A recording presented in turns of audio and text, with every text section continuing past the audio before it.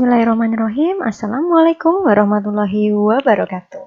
Selamat pagi anak-anak. Apa kabar kalian untuk hari ini? Alhamdulillah, semoga kalian tetap semangat ya meskipun belajar di rumah.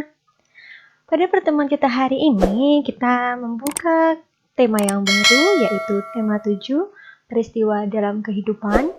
Pada subtema 1, peristiwa kebangsaan masa penjajahan. Pada pembelajaran ke-1. Dengan muatan IPS KD 3.4 dan 4.4, serta muatan Bahasa Indonesia KD 3.5 dan 4.5. Nah, baiklah anak-anak, banyak sekali peristiwa dalam kehidupan kita. Ada peristiwa pribadi, keluarga, masyarakat, bahkan peristiwa yang dialami oleh bangsa dan negara. Seperti yang baru saja terjadi, yaitu salah satunya adalah jatuhnya pesawat Sriwijaya Air. Tentu hal ini bukan peristiwa yang menyenangkan, namun ada juga peristiwa yang menyenangkan terjadi dalam kehidupan kita. Untuk mengetahui informasi-informasi yang pernah terjadi pada peristiwa masa lampau, kita bisa membacanya pada teks narasi sejarah. Apa itu teks narasi sejarah? Teks narasi sejarah adalah teks yang berisi tentang cerita peristiwa sejarah yang terjadi pada masa lampau. Peristiwa tersebut disampaikan berdasarkan fakta yang terjadi dan disampaikan dalam bentuk narasi atau urutan cerita. Misalnya teks narasi tentang masa penjajahan bangsa Eropa. Penjelajahan samudra. Indonesia merupakan negara yang kaya akan rempah-rempah. Melimpahnya rempah-rempah yang ada di Indonesia tentu dapat meningkatkan kesejahteraan masyarakat Indonesia. Namun, rempah-rempah yang begitu melimpah juga membuat bangsa di Indonesia terjajah oleh bangsa Eropa. Bangsa kita mengalami penjajahan yang cukup lama. Selama masa penjajahan, bangsa kita mengalami penderitaan akibat adanya penindasan. Pada masa pemerintahan kerajaan Islam di Indonesia, datanglah orang-orang Eropa yang mengadakan pelayaran samudra. Salah satu hal yang mengakibatkan terjadinya penjelajahan samudra itu adalah karena Indonesia memiliki rempah-rempah yang berkualitas tinggi. Salah satunya adalah cengkeh. Mulai akhir abad ke-15, bangsa Eropa berusaha melakukan penjelajahan samudra. Bangsa Eropa yang pernah melakukan penjelajahan dan penjajahan di Indonesia dimulai oleh bangsa Portugis, bangsa Spanyol, disusul oleh Belanda, dan juga Inggris. Nah, kira-kira faktor apa ya yang mengakibatkan kedatangan bangsa Eropa ke Indonesia? Yaitu adanya keinginan mencari kekayaan atau gold, keinginan mencari kejayaan atau glory, keinginan menyebarkan agama atau gospel.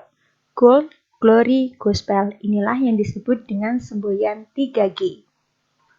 Faktor yang keempat adalah karena mereka mencari rempah-rempah, dan yang terakhir adalah adanya perkembangan ilmu pengetahuan dan teknologi. Contohnya, seperti dikembangkannya teknik pembuatan kapal yang dapat digunakan untuk mengarungi samudra luas. Ditemukannya mesiu untuk persenjataan dan ditemukannya kompas, yaitu alat yang digunakan sebagai penunjuk arah. Mari kita bahas satu persatu, dimulai dari kedatangan bangsa Portugis. Bangsa Portugis datang pada tahun 1511 di Malaka, dipimpin oleh Alfonso de Albuquerque.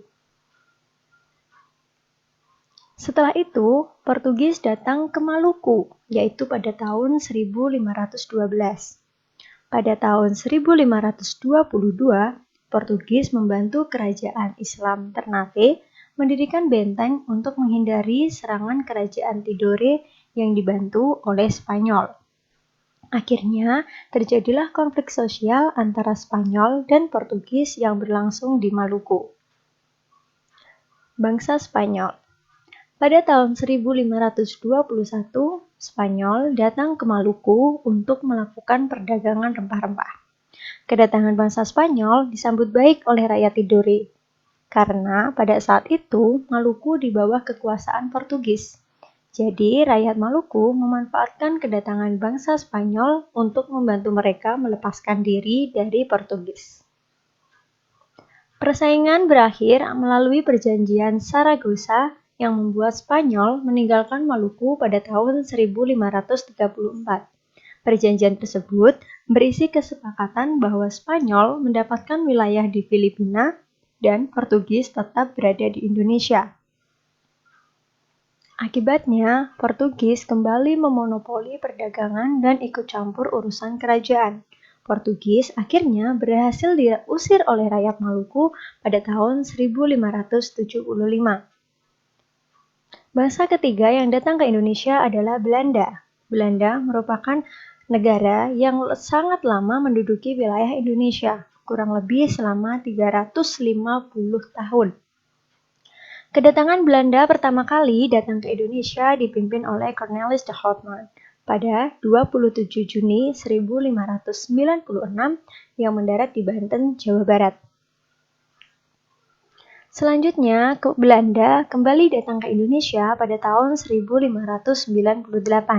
dipimpin oleh Jacob Cornelius van Nex di Banten dengan tujuan untuk berdagang.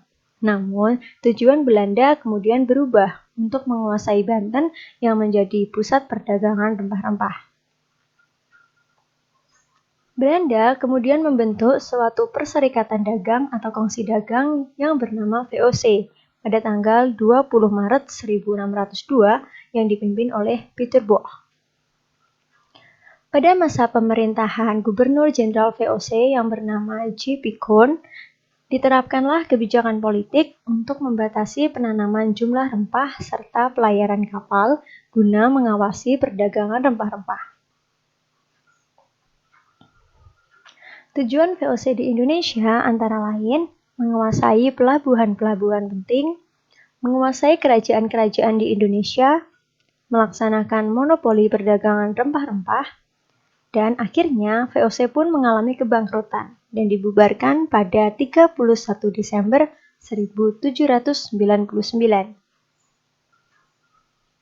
Faktor internal dari kemerosotan VOC antara lain adalah adanya banyak pegawai VOC yang korupsi, sulit melakukan pengawasan terhadap daerah penguasaan VOC yang luas, dan faktor eksternalnya kemerosotan VOC adalah meletusnya Revolusi Prancis yang menyebabkan Belanda jatuh ke tangan Prancis di bawah pemerintahan Napoleon Bonaparte, dan penentangan oleh rakyat Indonesia terhadap VOC yang menyedot pembiayaan dan juga tenaga. Pada tanggal 15 Januari 1808, Herman William Daendels menerima kekuasaan sebagai Gubernur Jenderal untuk mempertahankan Pulau Jawa dari serangan Inggris, karena Inggris telah menguasai beberapa daerah di Indonesia, antara lain di Sumatera, Ambon, dan Banda. Herman William Daendels ini dikenal sebagai seorang Gubernur Jenderal yang sangat kejam, sehingga dia mendapat julukan sebagai si tangan besi. Daendels menerapkan sistem kerja paksa atau rodi, yaitu kerja paksa tanpa mereka mendapatkan upah. Daendels juga melakukan berbagai usaha untuk mengumpulkan dana dalam menghadapi Inggris, antara lain adalah mengadakan penyerahan hasil bumi, memaksa rakyat menjual hasil buminya kepada pemerintah Belanda dengan harga murah, mewajibkan rakyat Priangan untuk menanam kopi dan menjual tanah-tanah mereka. Langkah-langkah yang ditempuh Daendels untuk mempertahankan Pulau Jawa yaitu meningkatkan jumlah tentara dengan mengambil dari berbagai suku bangsa di Indonesia, membangun pabrik senjata di Semarang dan Surabaya, membangun pangkalan armada di Anyer dan Ujung Kulon, membangun jalan raya dari Anyer hingga Panarukan sepanjang 1.100 km, dan membangun benteng-benteng pertahanan.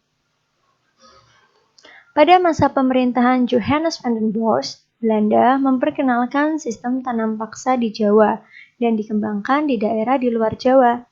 Di Sumatera Barat, sistem tanam paksa ini dimulai pada tahun 1847. Warga di Sumatera Barat dan Minahasa dipaksa untuk menanam kopi. warga Lampung dan Palembang dipaksa menanam lada. Karena tanam paksa ini membuat penderitaan pada rakyat, akhirnya banyak sekali penyimpangan yang terjadi. Antara lain, jatah tanah untuk tanaman ekspor yang melebihi 1/5 tanah garapan, apalagi jika tanahnya subur. Rakyat lebih banyak mencurahkan perhatian, tenaga, dan waktunya untuk tanaman ekspor, sehingga banyak yang tidak sempat mengerjakan sawah dan ladang sendiri. Serta rakyat yang tidak memiliki tanah harus bekerja melebihi 1/5 tahun. Waktu pelaksanaan tanam paksa ternyata melebihi waktu tanam padi yang hanya 3 bulan, sebab tanaman-tanaman perkebunan memerlukan perawatan terus-menerus. Setiap kelebihan hasil panen dari jumlah pajak yang harus dibayarkan kembali pada rakyat ternyata tidak dikembalikan pada rakyat. Kegagalan panen tanaman wajib menjadi tanggung jawab bagi rakyat atau petani.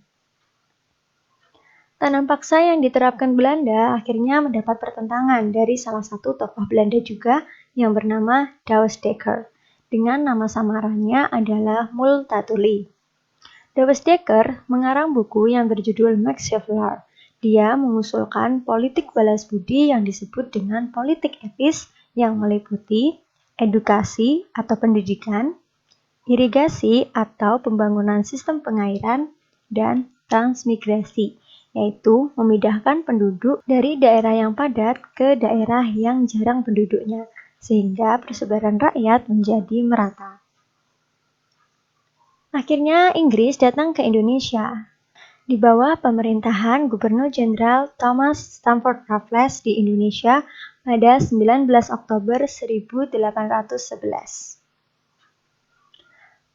Kewenangan dari Thomas Stamford Raffles meliputi berbagai bidang. Pada bidang ilmu pengetahuan antara lain mengundang ahli pengetahuan luar negeri untuk mengadakan penelitian ilmiah di Indonesia. Raffles dan Arnoldi berhasil menemukan bunga bangkai sebagai bunga raksasa dan terbesar di dunia. Bunga tersebut diberi nama Rafflesia Arnoldi. Dan yang ketiga, Raffles menulis buku yang berjudul History of Java atau Sejarah dari Pulau Jawa dan merintis pembangunan kebun raya Bogor yang masih ada hingga saat ini. Kebijakan pada bidang ekonomi adalah menghapus kontingenten penyerahan dan diganti dengan sistem sewa tanah atau land rent. Semua tanah dianggap milik negara, maka petani harus membayar pajak sebagai uang sewa.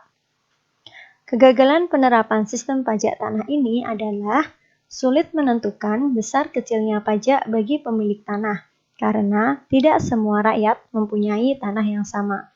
Sulit menentukan luas sempitnya tingkat kesuburan tanah petani, keterbatasan pegawai-pegawai Raffles, masyarakat desa ternyata belum mengenal sistem uang. Kebijakan pada bidang pemerintahan, pengadilan, dan sosial adalah dengan membagi Pulau Jawa menjadi 16 keresidenan termasuk Yogyakarta dan Surakarta. Setiap keresidenan mempunyai badan pengadilan dan melarang adanya perdagangan budak. Baiklah anak-anak, itulah tadi materi pembelajaran kita pada hari ini. Silahkan kalian mengerjakan tugas kalian. Selamat mengerjakan. Alhamdulillah, pembelajaran hari ini sudah selesai. Semangat terus belajar di rumah dan tak lupa jaga kesehatan kalian. Sampai berjumpa lagi pada pertemuan kita esok hari ya. Semangat belajar di rumah. Wassalamualaikum warahmatullahi wabarakatuh.